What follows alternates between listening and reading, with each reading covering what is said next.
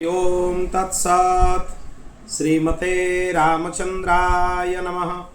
ओम परमहंसा स्वादित चरणकमल चिन्मकरंदाय भक्तजनमानस निवासाय श्रीरामचंद्राय नमः।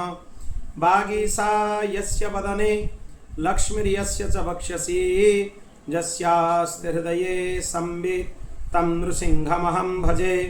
विश्वसर्ग विसर्गादि नवलक्षण लक्षितं श्रीकृष्णख्यं परं धामं जगद्धाम नमामि तत्।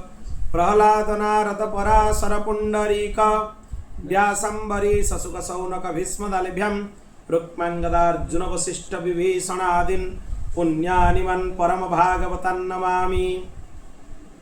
श्री सीतानाथ समारंभं श्रीरामानन्दार्य मध्यमम् अस्मदाचार्य पर्यन्तं वन्दे श्री गुरु परंपरां।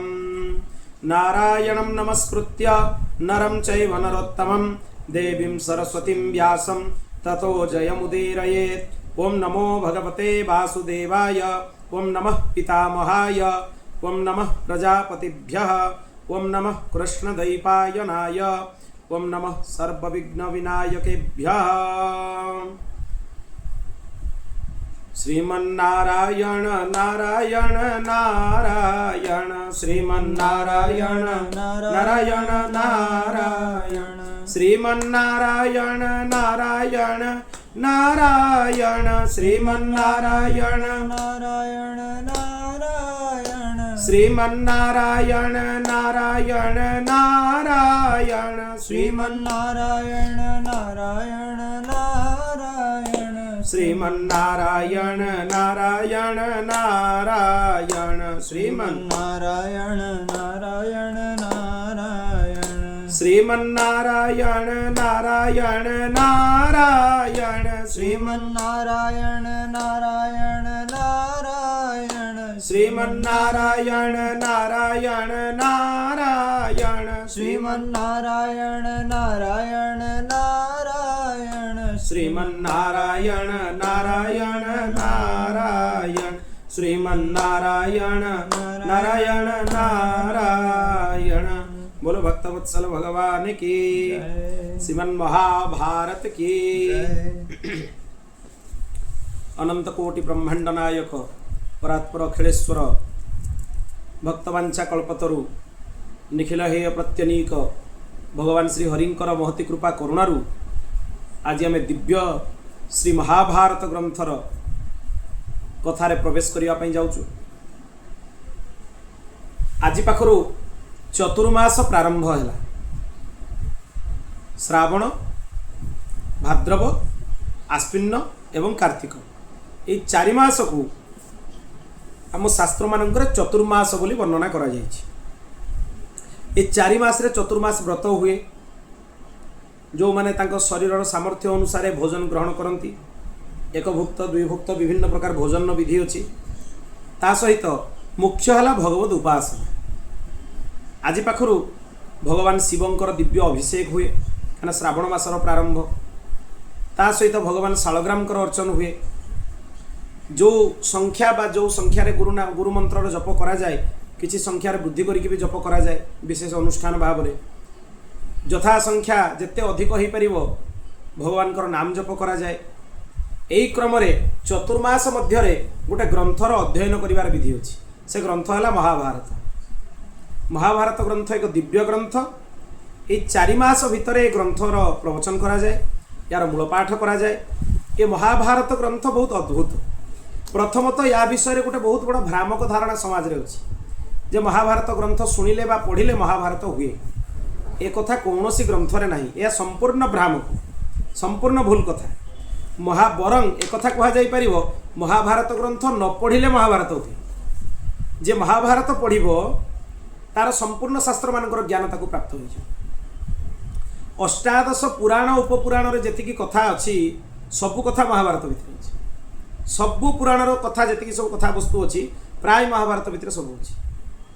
आमर धर्मशास्त्र सनातन धर्मग्रंथर एमती कौन विषय ना जोड़ा महाभारत भितर ना।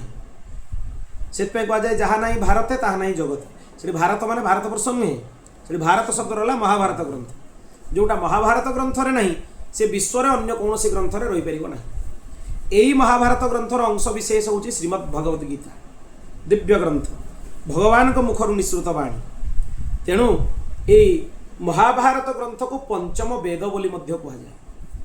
ये पंचम वेद एते अद्भुत ग्रंथ, ये ग्रंथर आश्रय नेले ही धर्म अर्थ काम मोक्ष चतुर्वर्ग पुरुषार्थर विशिष्ट विवेचन प्राप्त हुए।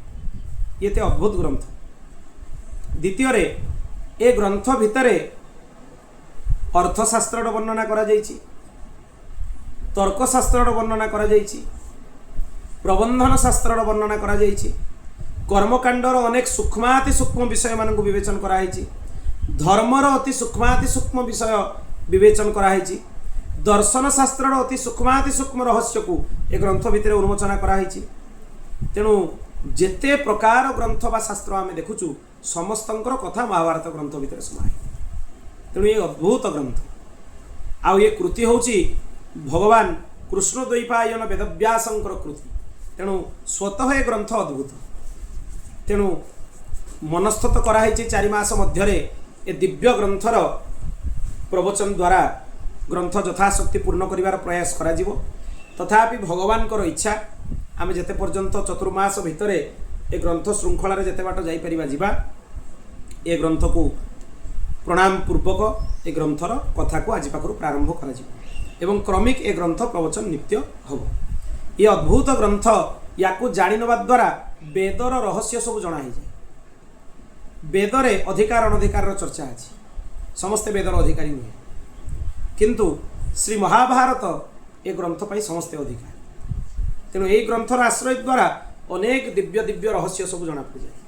द्वितीय ग्रंथ हूँ भगवान श्रीकृष्णंकर दिव्य लीला मानकर वर्णना। भगवान श्रीकृष्णंकर जदि विस्तृत चरित्र शुणिबार अच्छी, दिव्य लीला शुणिबार अच्छी, ताले महाभारत ग्रंथर आश्रय ही शुणा। यही ग्रंथ भितर विष्णु सहस्रनाम और शिव सहस्रनाम प्रकट होती। भीष्म युधिष्ठिर संवाद भितर अनुशासन पर्व प्रकट होती। एते दिव्य अनुशासन पर्व जो धर्मर बहुत रहस्य मान उन्मोचन कराई। से भीष्म युधिष्ठिर संवाद भितर दिव्य विष्णु सहस्रनाम मध्य अच्छी, तारि भितर शिव सहस्रनाम मध्य अच्छी। ग्रंथ भितर नल दमयंतींकर चरित्र ये ग्रंथर अंश विशेष एठू नहीं कि कवि माने लिखिछन। शकुंतला दुष्यंतंकर चरित्र ये ग्रंथर अंश विशेष एठू नहीं कि ताको अन्य कवि माने कालिदास आदि कवि माने एठू रचना करछन। मूल विषय हला महाभारत ग्रंथ। तेणु ए दिव्य ग्रंथ को आज ठारू आमे प्रारंभ करिबा। श्री कृष्ण द्वैपायनाय नमः। एथिरे मुख्य पर्व हला 18टा पर्व। ता भितर जोटा प्रथम पर्व आदि पर्व, तार कथा वस्तु आज पाखरु आमे आरंभ करिबा। ए आदि पर्व भितर बहुत उपपर्व सब अछि। प्रथम पर्वटा हला अनुक्रमणिका पर्व। एथिरे ग्रंथरे कोन कोन विषय अछि सब संक्षिप्त कथा गुड़ा कहि दिया अछि।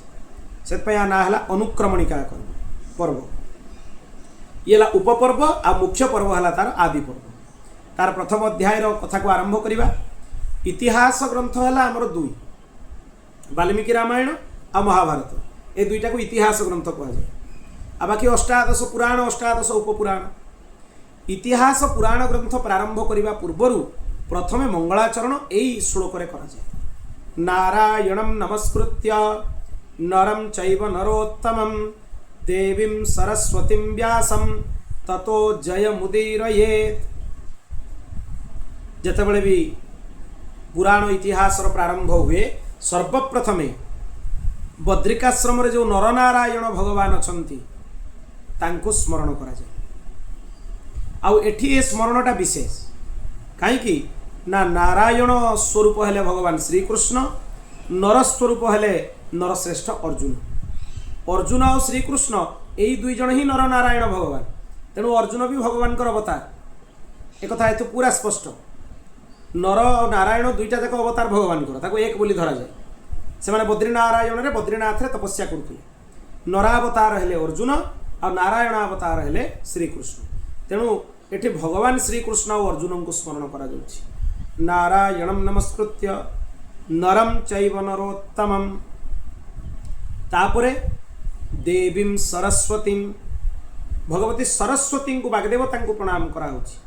कहीं ना ये सब लीला को प्रकट करिसेंती भगवती सरस्वती तांको बिना कृपारे ग्रंथर रचना हो पार तेणु तांको भी प्रणाम करागला ता सहित ए ग्रंथर वक्ता किए रचयिता किए भगवान कृष्ण द्वैपायन वेदव्यास तेणु भगवान वेदव्यास को मध्य ए ग्रंथरे प्रणाम कराई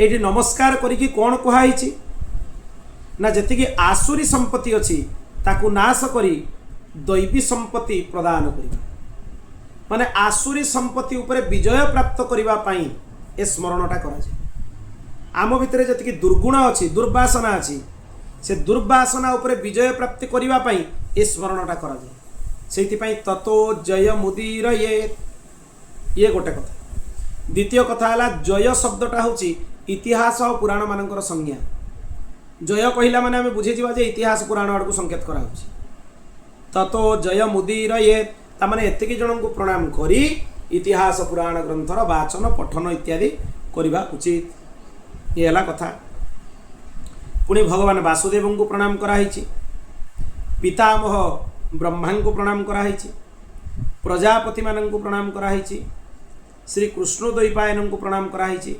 सर्वविघ्न विनाशक भगवान श्री गणपति को मध्य प्रणाम कराई कहीं भगवान गणपति हेले लेखक ए ग्रंथ भगवान व्यासदेव रचयिता से कहते किंतु लिपिबद्ध करिवार काम है भगवान गणेश तेणु तांकर भी दिव्य भूमिका अच्छी थरे गोटे थर कथा नैमिषारण्य कुलपति सौनक ऋषि को कुलपति बोली कहुई कुलपति क्या कह जाए जे अनेक ऋषिमुनि मान निज सहित रखिकी भरण पोषण दायित्व नियंती खाइबा को पीवा को दियंती रखिकी यज्ञ करती अनुष्ठान करती कुलपति कह जाए सौनक ऋषि हेले कुलपति सी सौनक आदि 88,000 ऋषि जो आम कहे 88,000 ऋषि मान निज सहित नहीं सी अच्छा एवं ब्रह्मचर्य व्रत पालन करुले ता सहित आनंदपूर्वक गोटे आसन समस्ते बसी था से समय रे लोमहर्षण सुतंकर पुत्र उग्रश्रवा सुत आसिकी से ऋषि मान पाखे पहुँचे दी जन सुत मुनि अच्छा जड़े हेले लोमहर्षण सुत आउ जड़े हेले उग्रश्रवा सुत दी जन सुत लोमहर्षण पुत्र हेले उग्रश्रवा ए लोमहर्षण सुत को बलराम लंगल में बध कर जिते बलराम आसिक पहुँचले देखिले ये पुराण वाचन करुँच बलराम को देखिक निज आसन उठिले ना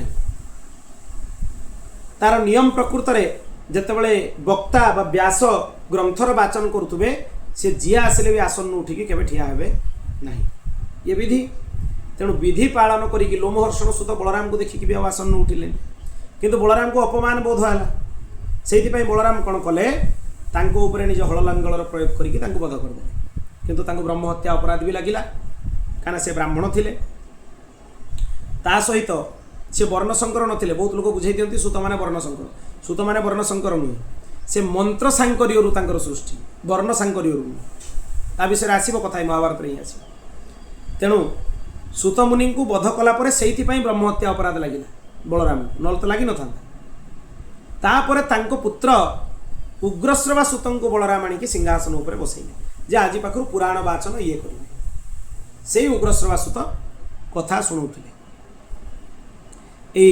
नैमिषारण्य विषय रे वराह पुराण गोटे बहुत बढ़िया कथा आसे नैमिषारण्य कहीं कथा होता पृथ्वीर अन्य स्थान में कहीं नहला एवं कृत्वा ततो देव मुनि गौरमुखम तदा उवाच निमिषेणेदम निहतम दानवं बलम अरण्येऽस्मिंस्ततस्त्वेन तन्मे निशारण्य संगीतम कहीं ताकू नैमिषारण्य बोली कहगला थरे गौरमुख ऋषि कहउचंती जे एई क्षेत्र रे एई अरण्य भितरे दानव मानकर संहार करा जाइथिला गोटे निमिष भितरे संग्रह करा अंत कराइथिला गोटे निमिष माने बहुत कम समय सेतिकी भितरे तांकर संहार कराइथिला सेइथिपाई से क्षेत्रर ना हला नैमिषारण्य निमिषक भितर दैत्य मान को मार देथिबारु नैमिषारण्य आहरी भी अनेक नाम अछि निमिषक भितर भी सेठी कलिजुगर प्रवेश नाही निमिषक पाई भी कलिजुगर प्रवेश नाही तेणु नैमिषारण्य। आहरी भी पुराण कथा आसे। तर ऋषि मैंने जाकि ब्रह्मा को पचारे आम सत्संग कौटी करवा। ब्रह्मा गोटे चक्रटीए छाड़े, से चक्रर निमी भाग जोटी शीर्षण होगला धीर होगला जो रहीगला जाकि चक्र तीर्थ गोटे एवं भी अच्छी नैमिषारण्य चक्र भलिया कुंड, से कुंड भितर चक्र जाकि रहीगला। से चक्रर निमी भाग जाकि अटकी जाइथिबारु से अरण्यर ना हला नैमिषारण्य। ये भी गोटे कथा। तेणु विभिन्न प्रकार कथा अच्छी पुराण मानक कहीं से अंचल ना नैमिषारण्य। तेणु से ही पवित्र क्षेत्र में एमाने समस्ते जाकि बसिकी यज्ञ करुले। जे 10,000 जिज्ञासु मानक भरण पोषण करती कुलपति कहुए। ये तो 88,000 ऋषिंकर भरण पोषण करुले। तेणु सौनक मुनि को कुलपति बोली ये संबोधन कराई। से समय सूत मुनि आसिक पहुँचले। उग्रश्रवा सूत महान विद्वान, बहुत सुंदर कथावाचक मध्य थिले सूत मुनि।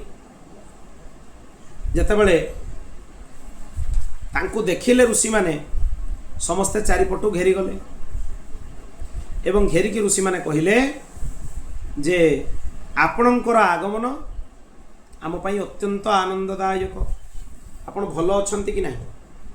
सूत मुनि को समस्ते पचारिले, कुशल प्रश्न कले। तापर समस्ते निज निज आसन में बसिले। उग्रश्रवा सूत व्यासपीठ उपर विराजमान हो। तापर जेतेबेले किछि समय से बसिले ऋषि माने सेठू प्रश्न करबा आरंभ कले। आपण कोठू आसिले, आपण एते दिन पर्यंत कोठी थिले, ए सब प्रश्नर उत्तर दियंतु। एमती जेतेबेले प्रश्न करागला सेठू सूत मुनि कथा आरंभ कले। सौती रुवाच, सूतंकर पुत्र होइतिबारु सौती बोली तांको आजाउछि। जनमे जयस्य राजर्षे सर्पसत्रे महात्मन समीपे पार्थिवेन्द्रस्य सम्यक् परीक्षितस्य च कृष्णो द्वैपायनो प्रक्तः सुपुण्या विविधा कथा कथिताश्चापि विधिवत् या वै सम्पायेन नेन वै श्रुत्वा हन्ता विचित्रार्था महाभारत संश्रिता। हे ऋषिगण, मु परीक्षित नंदन चक्रवर्ती सम्राट जन्मेजयंकर सर्पसत्र को जाइथिली, सर्पयज्ञ को जाइथिली। से सर्पसत्र करुले कहीं तांको बापा को आसिक तक्षक दंशन करथिला। तेणु सर्प मान को नाश करिया पई से सर्पसत्र करुले। सेही समय रे तांकरी से यज्ञशाला रे भगवान कृष्णोद्वैपायन वेदव्यासंकर रचित महाभारत ग्रंथ को वैशंपायन मुनि प्रवचन करुले। वैशंपायन हेले भगवान वेदव्यासंकर शिष्य। आउ ये महाभारत प्रवचन भगवान वेदव्यासंक उपस्थिति रे होता। माने निजे भगवान वेदव्यास ग्रंथर रचयिता भी बसी थिले। से निर्देश कले वैशंपायन को, हे वैशंपायन तुम्हें महाभारत कथा जन्मेजय आदि समस्त को शुणाओ। से कथा शुणिकी मु सेठु एबे आसुची। एवं तापरे मु समंत पंचक क्षेत्र कुरुक्षेत्र को जाइकी पहुँचली, जोठी कौरव पांडव मानकर युद्ध होइतिला। सेठु जतले आपण मानक दर्शन करिवार मोर इच्छा हैला, मु पुनश्च नैमिषारण्य को पळै आसी। जे ऋषिगण मत अपेक्षा करिकी अछंती, मु जाय नैमिषारण्य रे समस्त को दर्शन करिवि, यज्ञ रे सम्मिलित हेबि। सेतबेले ए ऋषि माने तांकर संध्या बंदन जप होम नित्यकर्म सब सारिके शुद्ध होइके आसन उपरे विराजित होइके थांती।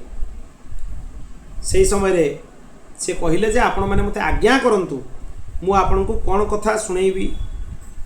जो महाभारत कथा मु शुणिकी आसिली, ये दिव्य ग्रंथ, रहस्यमय ग्रंथ। ये ग्रंथ भितर अनेक दिव्य दिव्य चरित्र मान को पुंखानुपुंख बुझे दिखाई। से ऋषि माने कहिले जो महाभारत ग्रंथ आपण शुणिकी आसिले, जो थे विचित्र शब्द विन्यास कराई, जो थे अनेक दिव्य तात्पर्य अर्थयुक्त कथा मान वर्णना करा जाइछि, सेही ग्रंथ जेमिति वैशंपायन महर्षि निरूपण करुले से भली यथावत आपण आमको ग्रंथर निरूपण करंतु। ऋषि माने प्रश्न कले, सूत मुनि को माने प्रणाम करिकी प्रश्न कले। सेठु सूत आरंभ कले। आद्यम पुरुषमीशानं पुरुहूतं पुरुषतमं ऋतमेकाक्षरं ब्रह्म व्यक्ता व्यक्तं सनातनम् असच्च सदसच्चैव जदविश्वं सदसत्परं परापराणं स्रष्टारं पुराणं परमव्ययं मंगल्यं मंगलं विष्णुं वरेण्यमनघं शुचिं नमस्कृत्य हृषिकेशं चराचर गुरुं हरिं। चराचर जगतर गुरु भगवान श्री हरि को प्रार्थना कराई। एते अद्भुत कथा।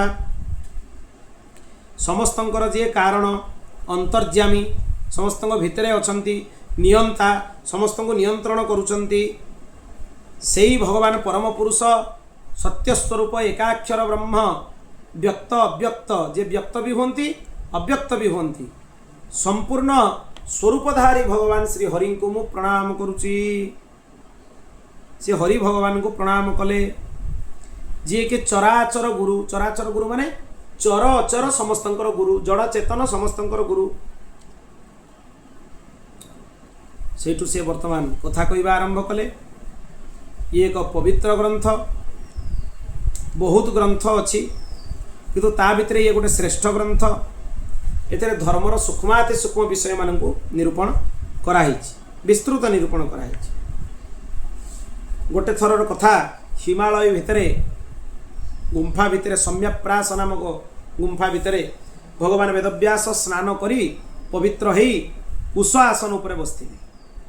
सेही समय रे से तपस्या संलग्न थिले। से इतिहास स्वरूप जतले मन भितर विचार कले, तांको ज्ञान दृष्टि रे तांको प्रत्यक्ष महाभारत ग्रंथर दर्शन है। प्रत्यक्ष ये समाधि वाणी। पुणी जतले तांको ये कथा सुनिबा पाई मिलिला, ये ग्रंथ विषय जानिबा पाई मिलिला, एते अद्भुत अद्भुत कथा भितर अछि। से ग्रंथ को मन भितर लिपिबद्ध करबा आरंभ, तांको मन भितर बहुत कथा, विचित्र कथा अछि। सर्वप्रथमे प्राणी समूह जेतेबेले नथिले, ब्रह्मकल्पर समय, एटा तो श्वेतवराह कल्प चलछि।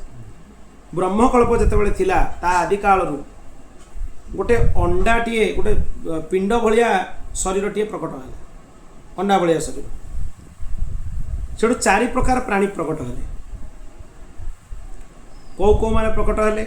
उद्भिद, जरायुज, स्वेदज और अंडज, चारि प्रकार प्राणी प्रकट हेले।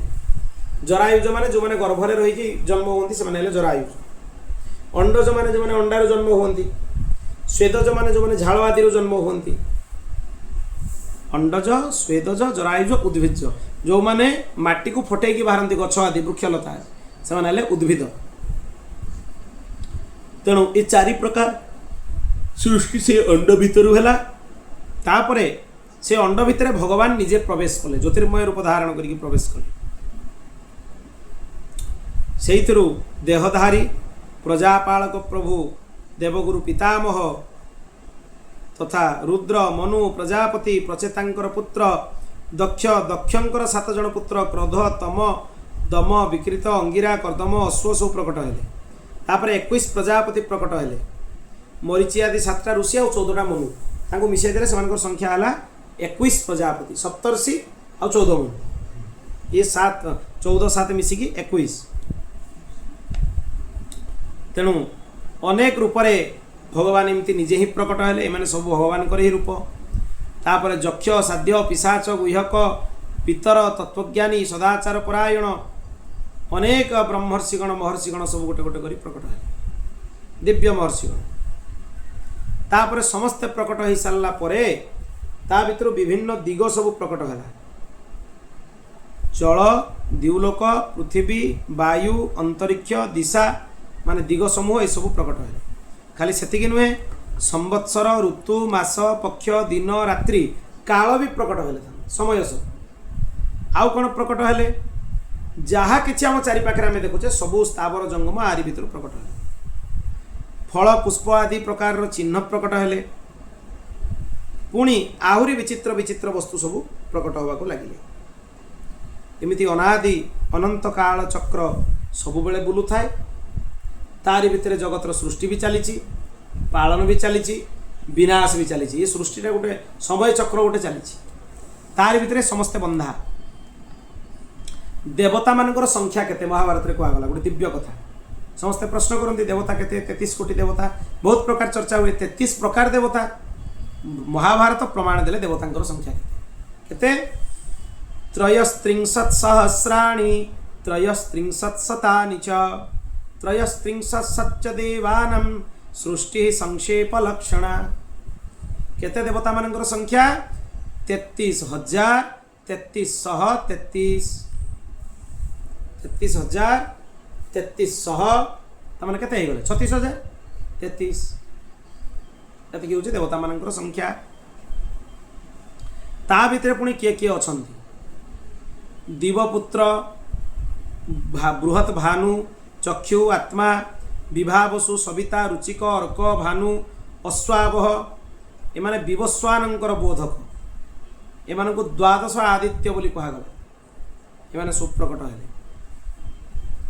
तापरे तांको तनय सब पुत्र हेले देवभ्राट देवभ्राटंकर पुत्र हेले सुभ्राट सुभ्राटंकर 3 जण पुत्र हेले दशज्योति शतज्योति सहस्रज्योति ए दशज्योतिंकर 10,000 पुत्र तांकर भी 10 गुण अर्थात लक्ष्य पुत्र शतज्योतिंकर हेले पुणी 10 लक्ष पुत्र सहस्रज्योतिंकर हेले 10 गुण अधिक तेणु एमती विभिन्न सृष्टिर परंपरा चलिला आकु आकु विस्तार होगा आरंभ कला भगवान वेदव्यास निज ज्ञान दृष्टि रे प्राणी मानकर निवास स्थान धर्म अर्थ काम मोक्ष कर्म उपासना योग सांख्य सबु आयुर्वेद धनुर्वेद स्थापत्य वेद गांधर्व वेद ये सबु गुड़ाक सी धीरे धीरे अनुभव कले सबु तत्व को अनुभव कले एवं से सबु को महाभारत ग्रंथ भितर निरूपण कले ये सब दिव्य कथा मान केते विशाल ग्रंथ ता माने केते कथा भितर होछि वर्तमान भी ए ग्रंथ रे लक्ष्य रु अधिक श्लोक उपलब्ध वर्तमान जो ग्रंथ उपलब्ध अछंती महाभारत तार श्लोक संख्या लक्ष्य रु ऊर्ध्व ये विशाल ग्रंथ ये विराट ग्रंथ तेणु विभिन्न प्रकार कथा मानू या भितर भगवान वेदव्यास विस्तार कले ये दिव्य इतिहास निर्माण कले तापर तांको मनरे विचार आसला जे ग्रंथ मु काहाकू पढ़ेबी विशाल ग्रंथ लिखिदेली ग्रंथ लिपिबद्ध हो गले यार प्रचार केमिति हबो सेठू जेतेबेले ए कथा तांको मन भितर चलीथिला सेही समय ब्रह्मा आसिकी तांको आश्रम रे प्रकट भगवान वेदव्यासंको आश्रम काना गोटे दिव्य वस्तुर दिव्य कथार चिंतन जेतेबेले हुए सेही समय रे भगवान भी सहायता करबा पई आसिले ये लोकमंगलकारी काव्य दिव्य काव्य तेणु भगवान ब्रह्मा जिते आसिक पहुँचले वेदव्यास भगवान तांको देखिकी मन भितर बहुत प्रसन्न हेले आनंदित हेले अद्भुत आनंद तांको मन भितर प्राप्त होला एवं सेही समय रे से कौन कले ब्रह्मा कहिले जे तुमे ए ग्रंथ भितर सबु ग्रंथ मान सारांश को पुरे दीछ आ किसी बाकी नहीं सबु धर्मशास्त्र अर्थशास्त्र जेते स्थापत्य शिल्प कला सबु पुरे दीछ आ या व्यतीत आउ किसी विशिष्ट ग्रंथ नहीं भूत भविष्य वर्तमान सबु आ भितर लिखि दीछ जरा मृत्यु भय रोग सत्य मिथ्या सबु प्रकार कथा आ भितर वर्णना करिछ ब्राह्मण क्षत्रिय वैश्य शूद्र तांको पई कर्तव्यर विधान ए ग्रंथ भितर लिखा है पुराण मानकर मूल तत्व या भितर प्रकट करा है तपस्या और ब्रह्मचर्यर स्वरूप आ भितर कुहा अनुष्ठान और ता फलर विवरण कुहा पृथ्वी चंद्रमा सूर्य ग्रह नक्षत्र तारा सत्य त्रेता द्वापर कली ऋग्वेद यजुर्वेद सामवेद अथर्ववेद ये सब कथा भी ता भितर कुहा खाली सेतिकी नुहे न्याय चिकित्सा शिक्षा दान पाशुपत अंतर्यामी महिमा ये सब दिव्य कथा मध्य महाभारत ग्रंथ भितर कुहा तीर्थ नदी पर्वत समुद्र एमानकर वर्णना कराई खाली सेतिकी नुहे ऋषिमुनि मानकर कथा कुहाई जगत जीव मानकर कथा कुहाई ईश्वर तत्व विषय वर्णना कराई भगवान ब्रह्मा कहले व्यासदेव तुमर ब्रह्मवादिनी वाणी होची अत्यंत पवित्र भगवान वेदव्यासंकर वाणी हला ब्रह्मबोधिनी अद्भुत वाणी तांकर एवं तुमे ईश्वर तत्व को भी भल भाव जानिछ ब्रह्मवादिनी ब्रह्मबोधिनी ये भाया कह जाए याठू बड़ काव्य आ भविष्य के रचना करें तेणु तुम्हें जो दिव्य काव्य को रचना करिछ ए काव्य को लिखा तुम्हें गणेश भगवान को स्मरण कर गणेश भगवान आसिले ही ग्रंथ को लिपिबद्ध करेंगे एड़े बड़ ग्रंथ को लिखार सामर्थ्य और कहारी भितर ना सेठू व्यासदेव कौन कले तत संस्मार हे रंबम व्यास सत्यवती श्रुत स्मृतमात्रो गणेशानो भक्ति चिंतित पूरक तत्र जगाम विघ्नेशो वेद व्यासो यतो स्थितः पूजितश्चोपविष्टश्च व्यासेनोक्तस्तदानघ। जेमती भगवान वेद व्यास स्मरण करने आरंभ कले भक्तवांछा कल्पतरु विघ्नेश्वर भगवान महागणपति आसिक प्रकट हो गले। ये तांको स्वागत कले, वंदना कले, पूजा कले, आ निवेदन कले जे मु कही कही जीवी आपण ग्रंथ लेखि लेखि जीवे। किंतु भगवान गणेश कौन कले? श्रुत्वे तत्प्राह विघ्नेश जदि मे लेखनी क्षणम लिखितो नावतिष्ठेत जदास्याम लेखको ह्ययम ह्यहम। मु सेतेबेले ही लेखक हेबी ग्रंथर जेतेबेले डाकिबा बिल्कुल बंद होनी, अनवरत डाका चलथिबो, मु ताले जेकी लिखिबी। यदि डाकिबा बंद कर दिया जाए विश्राम नियो तुमे, ताले मु अधारु छाड़ देकी पळेबी, मु ग्रंथ रचना लिखिबी नाही। तांको शर्त से रखिदेले, व्यासदेव तांको शर्त रखिले, बिना बुझिकी आपण किछि भी लिखिबेनी। आ जोटा बुझीजे आप ओं बोली कहीकि स्वीकार करेंगे, तेज जाकि आप ग्रंथ भितर लिखिए, न बुझिकी किसी भी लिखिबेनी। भगवान गणेश भाविले ठीक अच्छे, सी बुद्धिर देवता, अबुझा कौन अच्छी, किंतु व्यासदेव भगवान वेदव्यास तांको भली कहीं हो पारिबेनी। भगवान वेदव्यास भारी अद्भुत काम कर गणेश को भी भाविया बाध्य करदे। इमिति कूट श्लोक रचना कले गणपति भी किसी समय भाविया बाध्य हो गले जे कौन ये कहते। केते श्लोक अच्छी से भाया भगवान वेदव्यास निजे कहते अष्टौ श्लोक सहस्राणि अष्टौ श्लोक शतानि च अहं वेत्मि सुको वेत्ति संजयो वेत्ति वा नवा।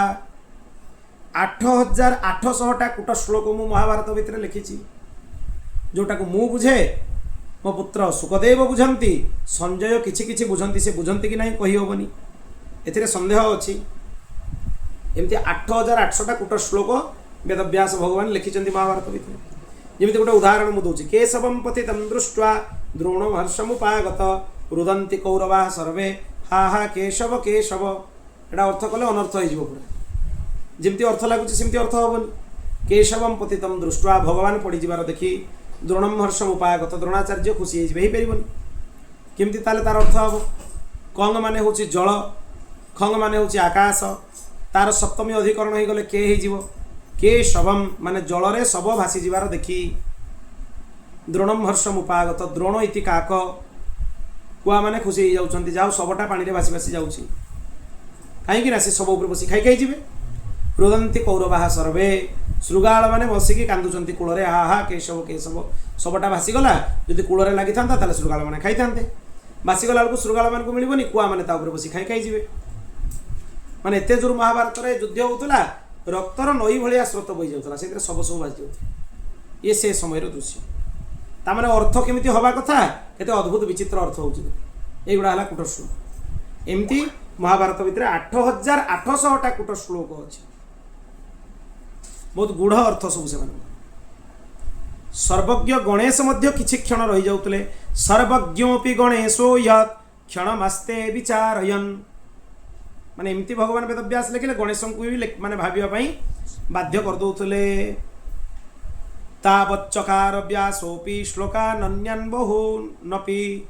जेतले विराम मिल जाउथला वेदव्यास को, से मन भितर अनेक श्लोक रचना परिनौथुले। गणेश भगवान भाबु भाबु ये तांकर नित्यकर्म भी सब सारी दौले से समय भितर। तेणु ये बहुत विचित्र ग्रंथ, ये पूर्णचंद्र पूर्णिमार चंद्रमा सहित समान। मनुष्यर बुद्धि रूपी कुमुदिनी माने पद्म, पद्म तो नुहे, कहीं कहुए, कुमुद पुष्प मान हूँ कहीं। सी सब बेले चंद्र उदय हेले प्रस्फुटित हुए, फुटी जाए। तेणु से बुद्धि रूपी कुमुदिनी सब बेले प्रकट हो जाए, फुटी जाए।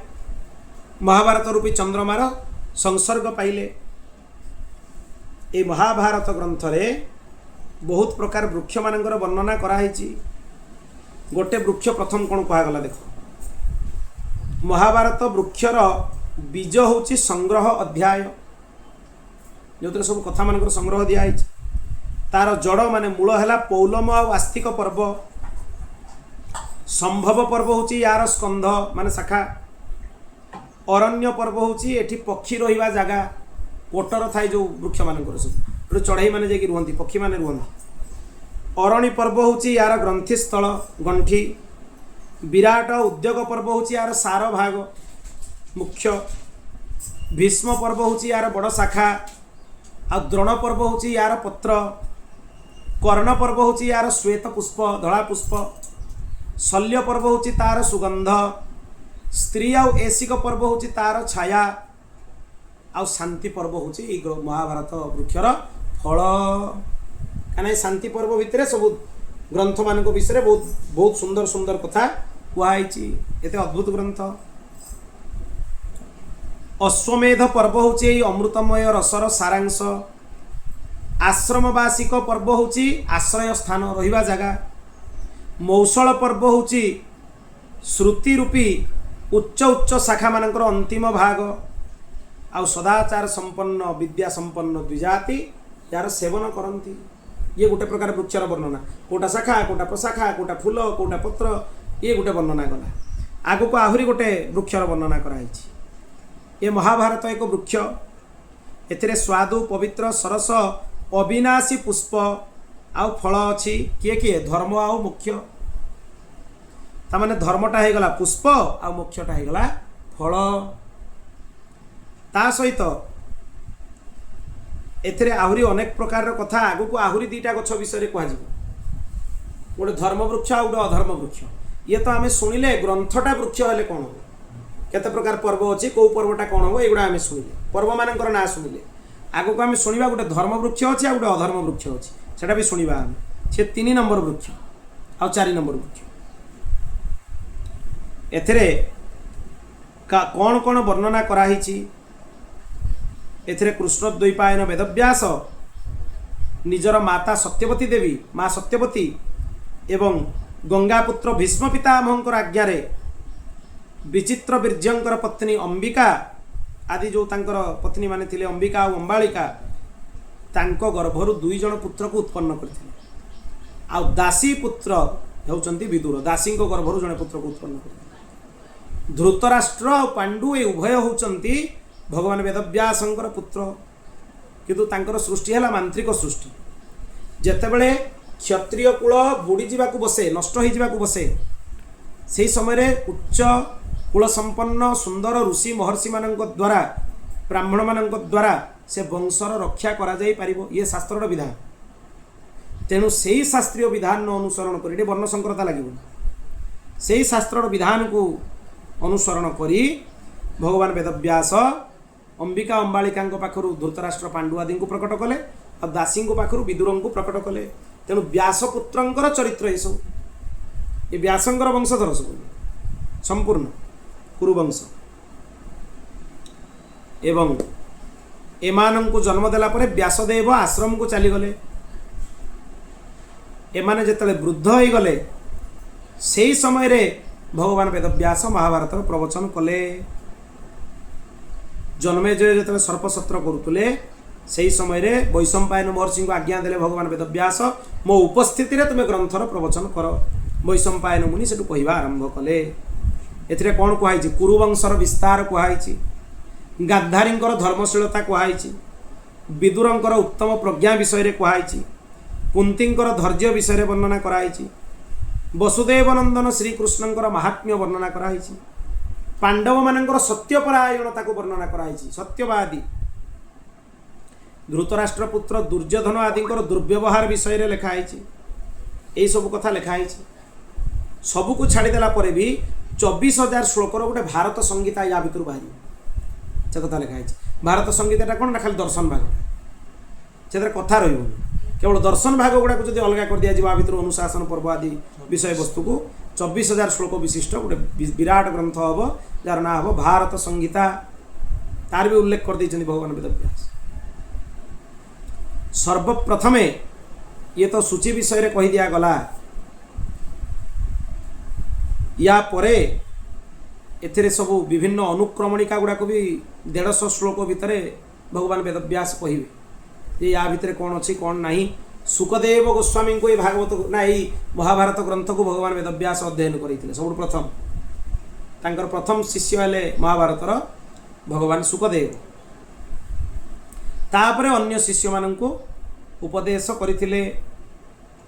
संपूर्ण ग्रंथर श्लोक संख्या थिला 60 लक्ष 60 लक्ष श्लोक भगवान वेदव्यास मूल ग्रंथ रे रचना करथिले। ता भितरु एते श्लोक गला ताले कुआडे आम पाखरे लक्ष्य अछि 60 लक्ष रु बाकी सब गला कुआडे। निजे भगवान वेदव्यास कहउचंती 63 च देवलोके प्रतिष्ठितम पित्रे 15 प्रोक्तम गंधर्वेषु 14 माने 30 लक्ष श्लोक देवलोक रे प्रतिष्ठित होइकी अछंती 60 लक्ष रु ताले 60 रु 30 पळेले आउ केते रहले 30 से 30 भितरु 15 लक्ष गंधर्व लोक रे अछंती पितृलोक रे अछंती 15 लक्ष गंधर्व लोक रे अछंती 14 लक्ष ताले 15 और 14 मिसले केते हेगले 29 आ बळिला ताले केते 1 लक्ष बळिला सेही लक्ष्य मनुष्य लोक रे प्रतिष्ठित अद्यावधि अछि माने एबे भी अछि। एक कथा भी नुहे जे ग्रंथर श्लोक माने पळैले माने ग्रंथ खांडिया हेगला बा ग्रंथटा क्षुर्ण हेगला ना सी अधिकार हिसाब रे ग्रंथ परिपूर्ण हेकि रहिछि। मनुष्य मानक जतिके अधिकार दबा कथा सेतिके श्लोक अछि सेतिके ग्रंथ पूरा देवलोक रे 30 लक्ष पितृलोक रे 15 लक्ष गंधर्व लोक रे 14 लक्ष एई भଳି कराइछि। तेणु सर्वप्रथमे देवर्षि नारद देवता मानंकु असित देवल आदि पितृ मानंकु एक कथा श्रवण करैथिले। असित और देवल हेले पितृ लोक मानंकर से माने होचंती पूज्य। तापरे सुखदेव जी गंधर्व यक्ष राक्षस मानंकु महाभारत कथा सुनैथिले। आ मनुष्य लोक रे सबुठु प्रथम वैशंपायन महर्षि यार प्रवचन करथिले भगवान वेदव्यासंकर शिष्य। ए क्रम रे ग्रंथर प्रवचन हेछि। एबे अधर्म वृक्ष महाभारत रे कोन ता विषय रे सुन। दुर्योधनो मन्युमयो महाद्रुमः स्कंधः कर्ण शकुनिस्तस्य शाखा दुःशासन पुष्पफले समृद्धे मूलम राजा धृतराष्ट्रो मनीषी। एला अधर्म वृक्ष। ए वृक्षटा किए दुर्योधन होछि क्रोधमय विशाल अधर्म वृक्ष। क्रोधर मूर्तिमंत प्रतीक होला दुर्योधन। कर्ण होछि गछर स्कंध शकुनी होछि अधर्म वृक्षर शाखा और प्रशाखा। दुःशासन रूपी फल आउ फूल से गछरे फले। आउ अज्ञानी धृतराष्ट्र होछि ए अधर्म वृक्षर जड़ मूल। धृतराष्ट्र पाई ही महाभारत युद्ध भलिया अनर्थ होइतिला। पुत्र मोहरे अत्यधिक अंध होबा जोगु माने धृतराष्ट्र आज महाभारत युद्धर परिस्थिति होइतिला। तेणु ए अधर्म वृक्षर मूल जड़ हेले धृतराष्ट्र। एटी क्रोध कहीदेला माने ता भितरे द्वेष असूया जेते दुर्गुण सब चल जीवो। कर्ण शकुनी दुःशासन ये सबू एका भलिया एमान को गुण भी एई भलिया। तेणु एटा को कहा गला अधर्म वृक्ष। आ गोटे महाभारत रे अछि धर्म वृक्ष। हाँ आ गोटे कथा होछि एटी बुझी जिबा दरकार। जेतेबेले धृतराष्ट्र को अनेक थर विदुर संकेत करिसंती जे एटा कर नाही तुम पई सर्वनाश हबो। सेतेबेले जदि दुर्योधन को से बशवर्ती कर देई थांता अथवा सान बेलु ही विदुर आदिंकर कथा सुनिकी तांको परित्याग कर देई थांता। विदुर कहिथिले जे ये दुष्ट भविष्यत रे तुम पई ये महाविनाशर कारण हबो कुरुकुलर विनाशर कारण हबो। सेतेबेले जदि धृतराष्ट्र ताको त्याग कर देई थांते ताले आजी विष दबा लाक्षागृहर अग्नि लागिबा द्रौपदींकर केशाकर्षण करिबा दुष्कर्म करिबार ए अवसर आसी नथांता कि कुरुकुलर क्षय भी हेई नथांता कुलक्षय हेई नथांता। एटी कहि दिया गला जे दुर्योधन होछि ए वृक्ष किंतु आर मूल हैला धृतराष्ट्र माने अज्ञानता। अज्ञानता ही अधर्म वृक्षर मूल। दुर्वासना गुड़ा मूल नुहे से शाखा प्रशाखा पत्र हेबे किंतु मूल हैला अज्ञता। अधर्म कहा देकी हुए अज्ञ व्यक्ति द्वारा हुए जे विज्ञता देकी अधर्म होबनी। एटे धृतराष्ट्र को मूल कहिबार अर्थ हैला अज्ञानता होछि अधर्मर मूल अधर्मर जड़। एवं यार शाखा प्रशाखा किए क्रोध लोभ ए माने हेले स्कंध हिंसा और चोरी हैला आर शाखा। आउ नरका आदि है बंधन नरक एमाने हेले सब पत्र फल पुष्प से एठू कही दिया गला जे क्रोध रूपक वृक्ष को नष्ट करदेवा उचित। ये गला अधर्म वृक्ष। तापर आसो धर्म वृक्ष। युधिष्ठिरो धर्ममयो महाद्रुम स्कंधोर्जुन भीमसेनस्य शाखा माद्रीसुतौ पुष्पफले समृद्धे मूलम कृष्णो ब्रह्मश्च ब्राह्मणश्च। ये जो धर्म वृक्ष ये बहुत विचित्र वृक्ष। युधिष्ठिर निजे मूर्तिमान धर्म धर्मराजांकर अवतार सी जमराज निजे हूँ युधिष्ठिर। तेणु एथिरे सम दम सत्य अहिंसा ये हूँ धर्मर सबू मूल स्वरूप। युधिष्ठिर कहला माने तांको भितरे ये सबू अछंती। अर्जुन और भीम हेले धर्मर शाखा। कहीं कहगला एमाने युधिष्ठिरंकर अभिन्न थिले। युधिष्ठिर जहाँ कहते एमाने तांको कथा को सबु बेले मानुथिले, दिरुक्ति करंतिनी। भाई तांको पई सबुठु बड़, तेणु तांको सी सबु बेले तांको कथारे ये माने चलंती। सेइथि पई एठी कहगला जे अर्जुन ए गछर स्कंध, भीमसेन ए गछर शाखा, माद्रीनंदन माने नकुल आउ सहदेव ए वृक्षर फल आउ पुष्प।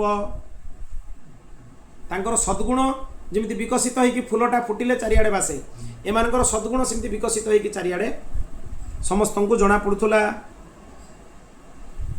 एमाने सबु धर्मर लक्षण मानकु पालन करुथुले, किंतु धर्म वृक्षर मूल 3 जण, जणे नुहे।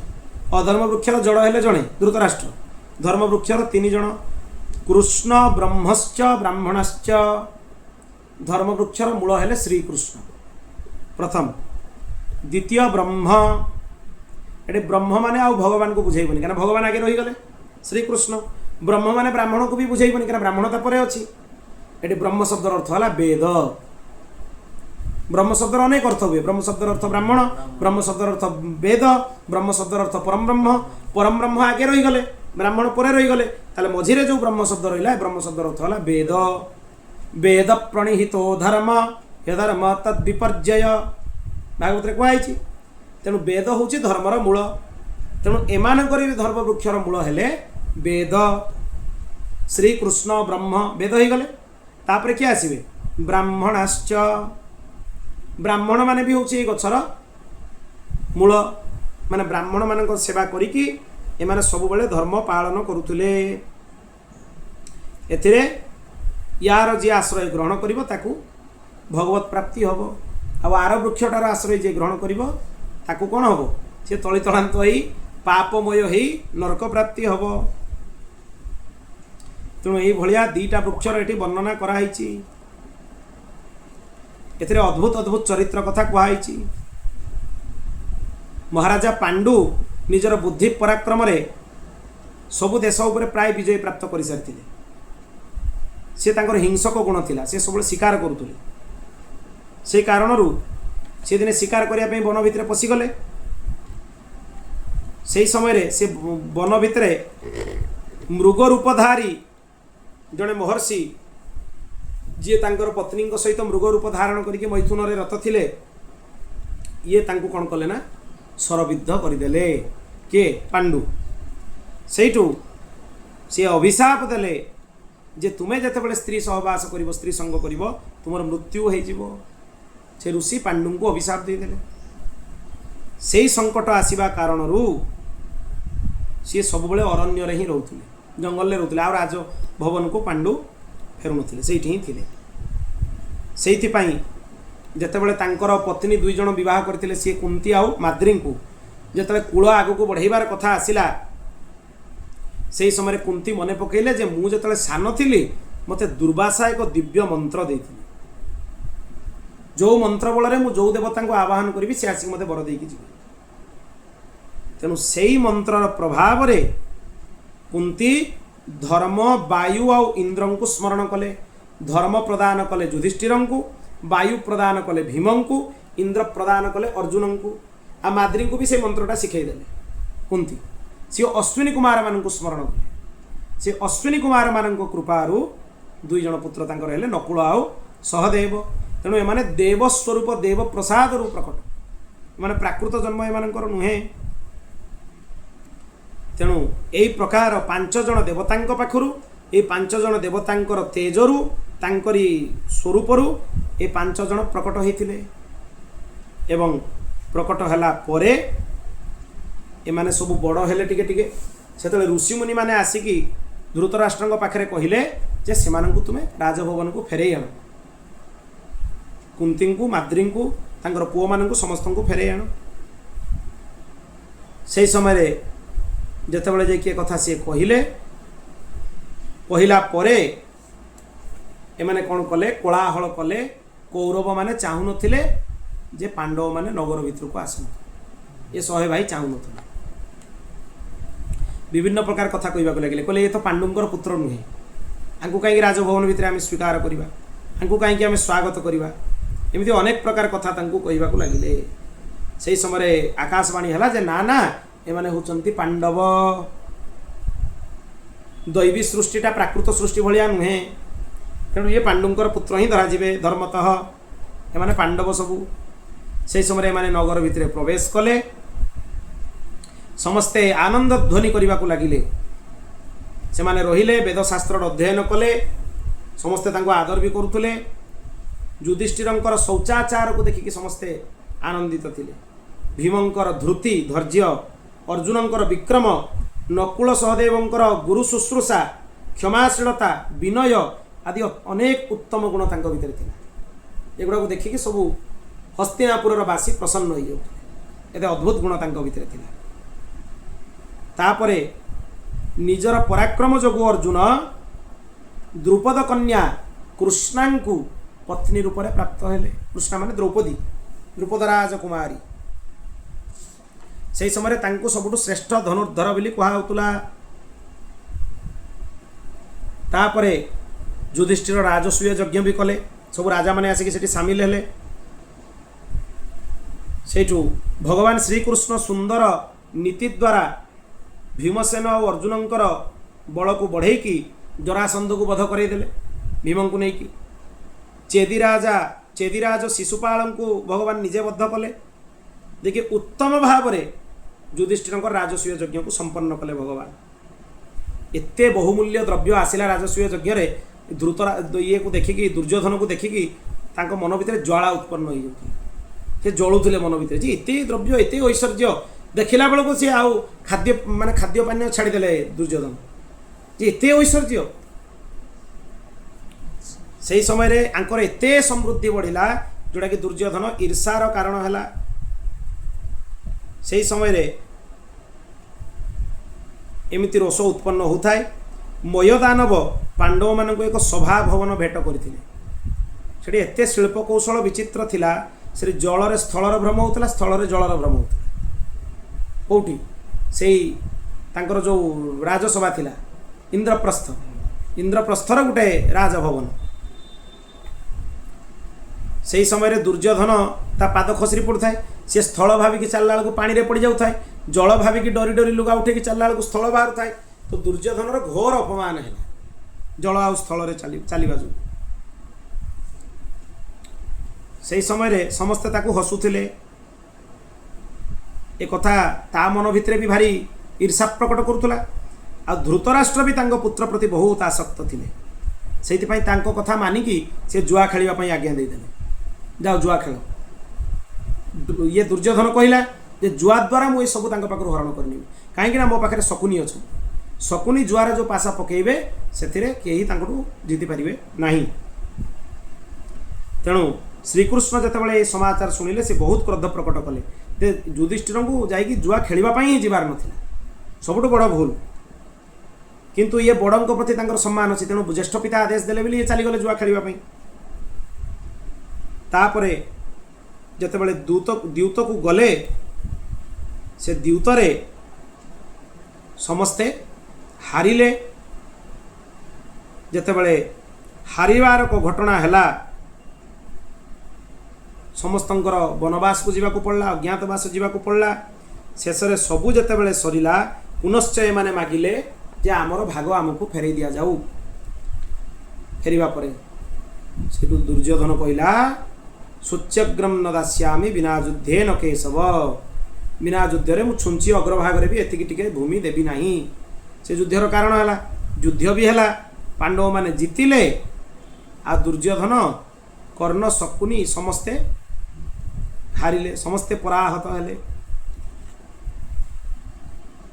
किंतु धृतराष्ट्र भारी अभिनय कले, कहले मो पाई पांडव पुत्र माने भी समान, पांडव पुत्र माने, तथापि से कपट करिकी तांको संगे छलना करिकी युद्ध रे भी जीतिबा पाई चेष्टा करथि, किंतु भगवान श्री कृष्ण को सहायता जगु युद्ध रे से माने जीति पारिले नाही।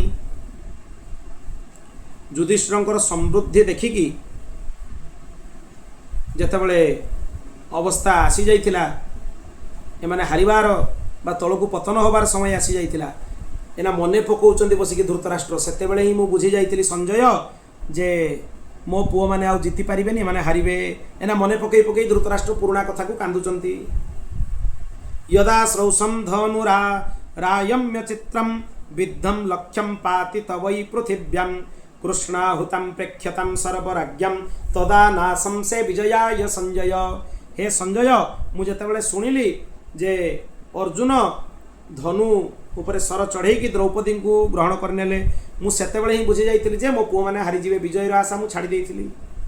एबे गोटे गोटे कथा को मने पकई पकई धृतराष्ट्र कांदिबो। सबुर शेष धाड़ी हैला तदा नासं से विजयाय संजय। मु सेबेले बुझी जाइतिली जे हमर विनाश हबो। गुटी गुटी घटना मने पकई पकई पकई पकई कहब धृतराष्ट्र। तेणु एमिति धृतराष्ट्र विभिन्न कथा कहिबे। हाय हाय, मोर 100 जाक पुत्र भितर गोटे भी पुत्र कहीं बंचिलेनी, मते जलदान करिवा पई भी, पिंड तर्पण करिवा पई भी कहीं जणे बंचिलेनी। तदा नासं से विजयाय संजय। प्रत्येक धाड़ी पर, प्रत्येक माने श्लोक पर से कथाटा से कहि चलिबे। एते भयंकर युद्ध हला, कष्टम युद्धे 10 शेषः श्रुता मे, त्रयोस्माकं पांडवानां च 7, द्यूनं 20 राहतक्षौहिणीनां, तस्मिन् संग्रामे भैरवे क्षत्रियाणाम्। एते भयंकर युद्ध, हाय हाय, मात्र 10 जन युद्ध रे बंचिले। कौरव पक्षरु मात्र 3 जन, पांडव पक्षरु मात्र 7 जन। पांडव पक्षरु किए किए थिले? श्रीकृष्ण, तांकर सारथी सात्यकी, आ 5 जन पांडव, केते हे गले? 7। आ कौरवंग पक्षरु मात्र 3 जन, कृपाचार्य, अश्वत्थामा, आ कृतवर्मा। आ केही बंचिलेनी, 10 जन मात्र बंचिले।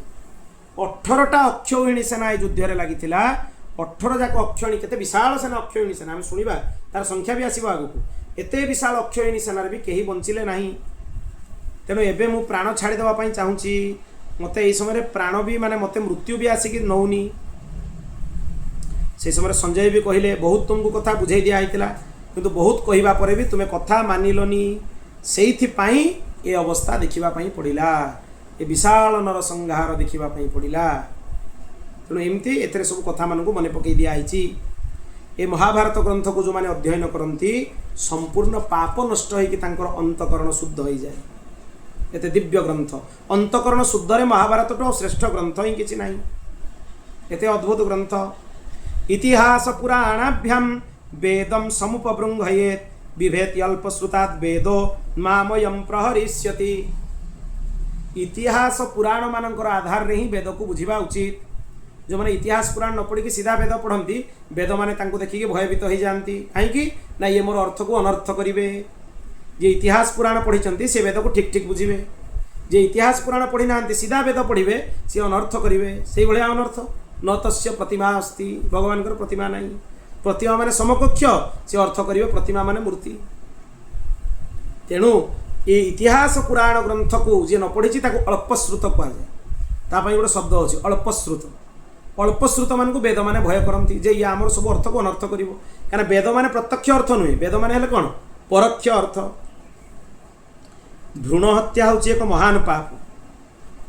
ये पापर प्रायश्चित नहीं, किंतु से भलिया पापर भी प्रायश्चित महाभारत ग्रंथ श्रवण कले। महाभारत ग्रंथर आश्रय नेले हो जाए।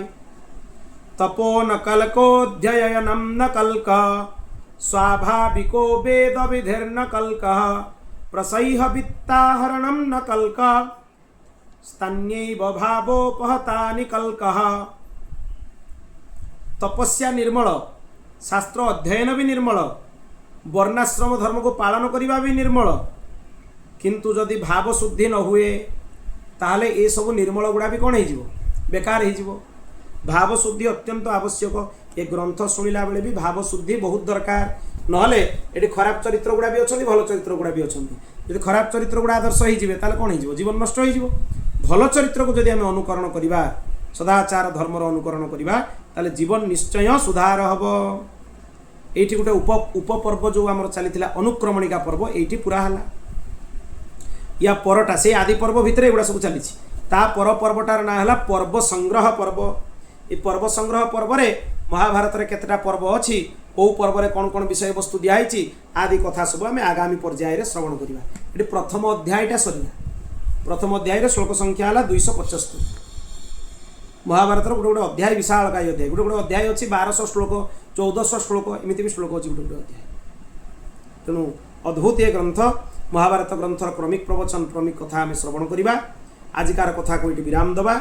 श्रीकृष्णार्पणमस्तु। श्रीकृष्ण गोविंद हरे मुरारे, हे नाथ नारायण वासुदेव। श्रीकृष्ण गोविंद हरे मुरारे, हे नाथ नारायण वासुदेव।